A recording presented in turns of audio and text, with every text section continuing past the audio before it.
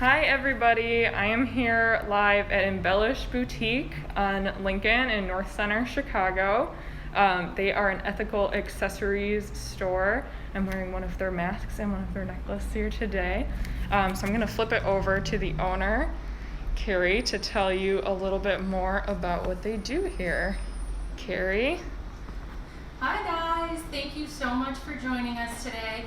I'm so sorry that I can't stick around. I have to go pick up my daughter, the woes of a small business owner. So I'm going to go ahead and pass everything over to the lovely Rachel. Thank you for joining us. Thanks, Carrie. Hi everyone. Thanks for joining us. Miranda and I are more than 6 feet apart, so I'm going to go ahead and take off my mask so you can hear me a little bit better. We are located in North Center, a little hidden gem of a neighborhood in Chicago at 4161 North Lincoln. We sell jewelry and accessories made by small, independent designers, makers, and artists. So we have a lot of local, a lot of fair trade. We have been here for 12 years. Carrie and I have been working hand in hand together for about 6 years now. And yeah, I'll kind of take you through the shop a little bit and highlight some brands, and Miranda will ask me some questions too. We offer a good selection of product and price ranges too.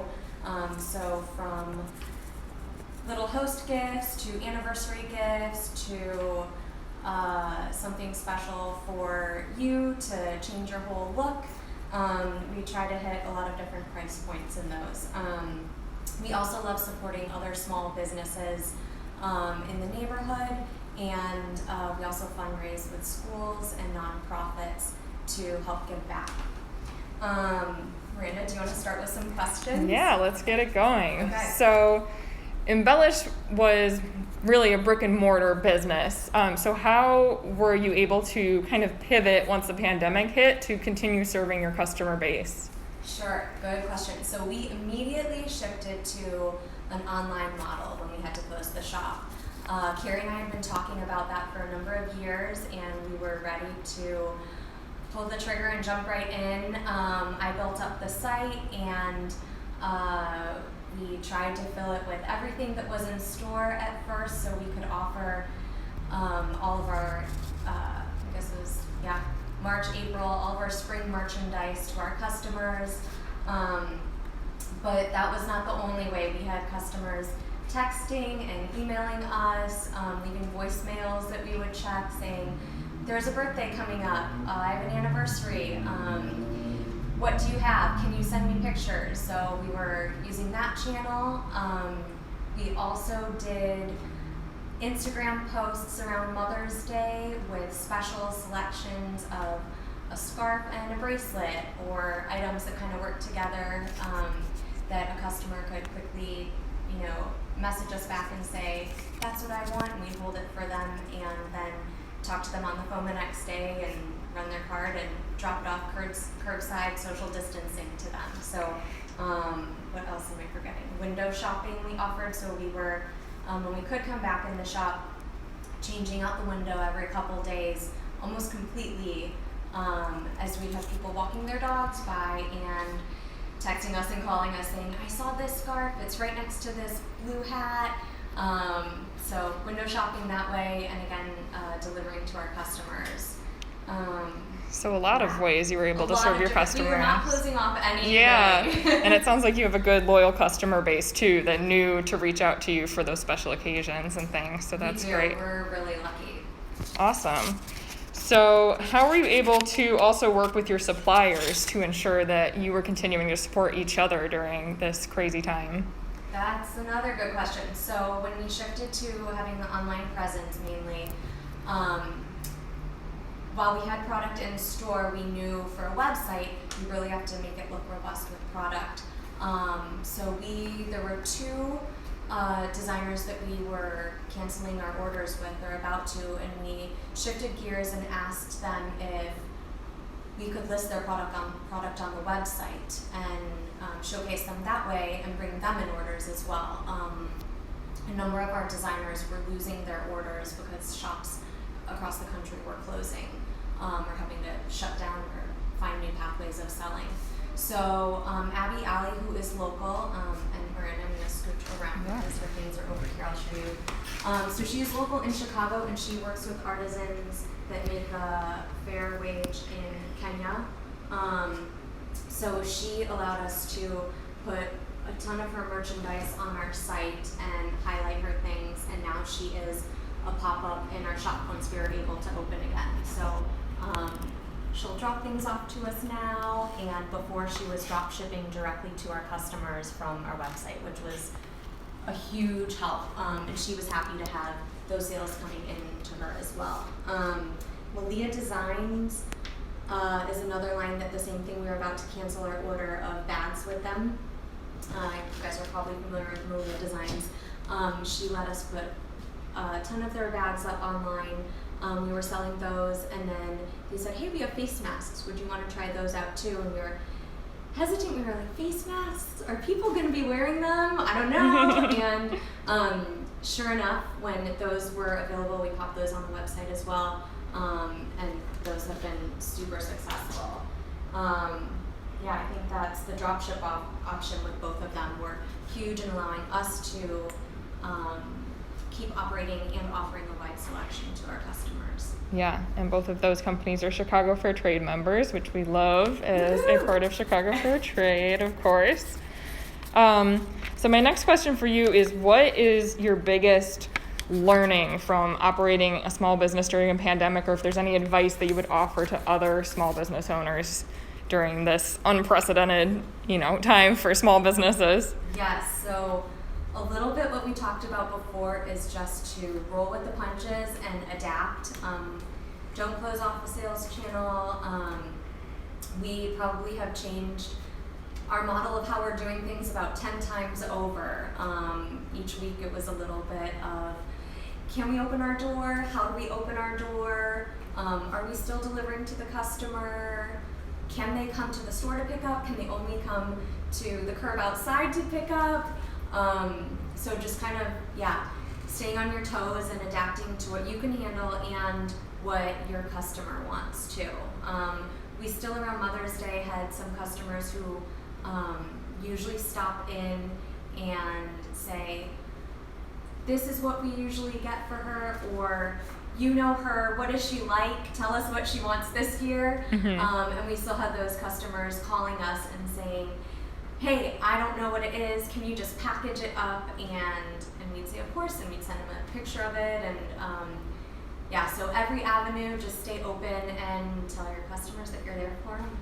Yeah, that's great advice. I love that. So speaking back to your product and your vendors, how has your product assortment changed over the course of the pandemic? Face masks. Of course. So now we have a whole big table at the front, as well as on our website, of different designers' face masks. So I'll highlight a few brands. So over here we have Lotus and Luna, so they do a pleated style and a contour style. They are made of their remnant fabric from making their, their kimonos and headbands that we've carried in the past. And they actually, we saw their masks, and they were, I think the first or second, either Malia or Lotus and Luna was the first that were like, they're so cute, we're just gonna bring them in and try them out. And they sold through right away, and we knew, okay, I believe this. So they are fantastic, and they're all made in northern Thailand, and they also, they're not, so they pay fair wages and offer paid vacation and sick leave, but they are not fair trade. Okay. Malia Designs, which I'm guessing you guys are all somewhat familiar with. Yeah. Very familiar with. So they work with 3 fair trade producer groups in Cambodia, and they each of those groups has a different social mission. And all of their fabrics started out being all from their bag line, so they were remnants from that. Okay. The first couple orders that we got in, and then they started being like upcycled materials that they're using for their masks. And their groups, one of the groups employs underserved populations that fall victim often to human trafficking. Another of the groups employs the disabled, specifically individuals who are polio survivors or who have been injured by landmines.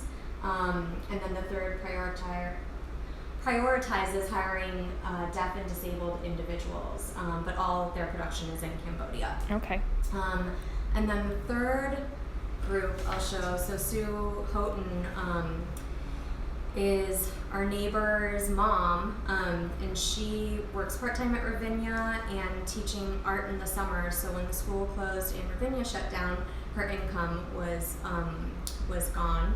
So she switched to making masks and reached out to us, and she uses upcycled cotton to make her masks. So that's another shift over. That's a one-man show. That's pretty cool. And she's local, just outside in the burbs. Yeah, and I think you all told me last time I was in that the mask I'm wearing is upcycled shirt, like a men's shirt. Yeah, so she'll use like men's shirts for some of her fabrics or shorts. Yeah.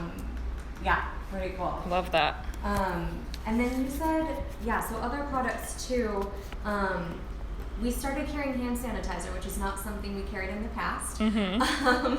Not your usual jewelry or accessory store item. But these are locally made here in Chicago. HHP Lift is the company. They have a 111 program, which they will hire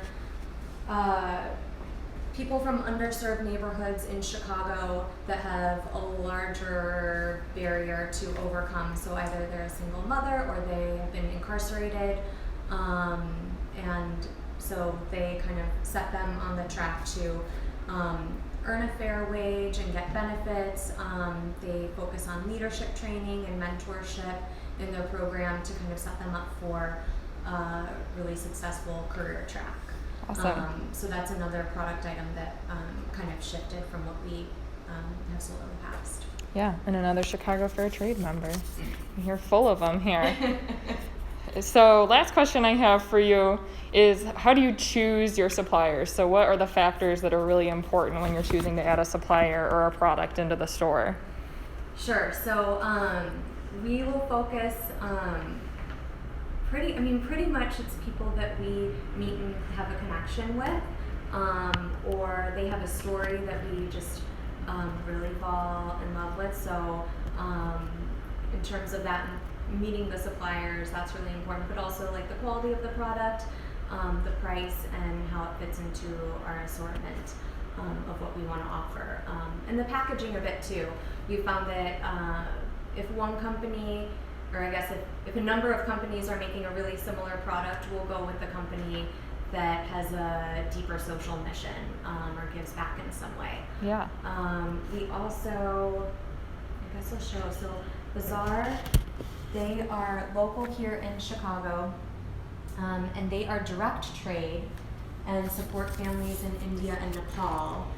So they do jewelry and accessories, which people have really liked, being able to pick up some face masks and a little bracelet or a pair of earrings, something to not just be the usual necessities, but to make them feel good or to gift to someone.